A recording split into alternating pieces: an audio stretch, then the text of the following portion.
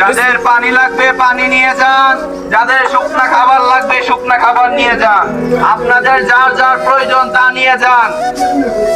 Hello everyone, আসসালামু আলাইকুম। আপনারা অবগত আছেন যে আমরা আমাদের টিমকে নিয়ে যাচ্ছি আমরা ফেনীতে। আলহামদুলিল্লাহ আমরা ঠিকঠাক মতো ফেনীতে এসে পৌঁছালাম। আপনারা অবগত আছেন যে আমরা আমাদের টিমকে নিয়ে ফেনীবাসীর জন্য কিছু শুকনো খাবার উপহার দেওয়ার জন্য আমরা চলে আসলাম ফেনীতে। আমাদের টিমের সবাই রেডি হইতেছে, আমরা অতি শীঘ্রই সবার কাছে খাবার পৌঁছে দেওয়ার চেষ্টা করব। ওরা কিন্তু হেলিকপ্টারের মাধ্যমে ঢাকায় পৌঁছে দিবে, ঠিক না? তাহলে আমাদের এটা সঠিক জায়গায় পৌঁছে দেবে। আর আজকে যারা আমাদেরকে অনেক কষ্ট করে সাপোর্ট করেছিলেন, আমরা আপনাদের কথা রক্ষায় জীবন বাজি রেখে অনেকে অসুস্থ হয়ে পড়ছে, তারপর আমরা এসেছিলাম। আমরা আমাদের টিমকে নিয়ে খাবার বিতরণের জন্য আমরা নেমে গেছি। আমরা একটি কলা গাছে বেলার উপরে আমাদের শুকনো খাবার ও পানিগুলোকে রেখে সবার বাসাতে যাচ্ছি সবার কাছে খাবার পৌঁছে দেওয়ার জন্য।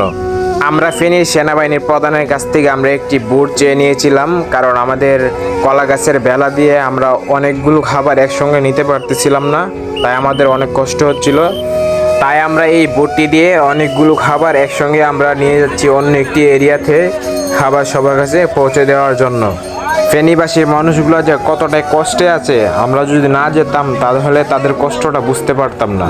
আসলে মানুষ না খেয়ে মারা যাচ্ছে, মানুষ চলাচল করতে পারতেছে না নৌকার অভাবে, স্পিড বোটের অভাবে। তাদের কষ্টগুলো কখনোই ভাষায় প্রকাশ করার মতো নয়। তাদের নেটওয়ার্ক নাই, খাবার নাই, পানি নাই, তারপরে তাদের চলাচল করার মতো নৌকা নাই, ফ্যামিলির সাথে যোগাযোগ করার মতো কোনো সোর্স নাই। ছিল খুবই ভয়াবহ অবস্থা আমাদের এই ফেনীবাসীর।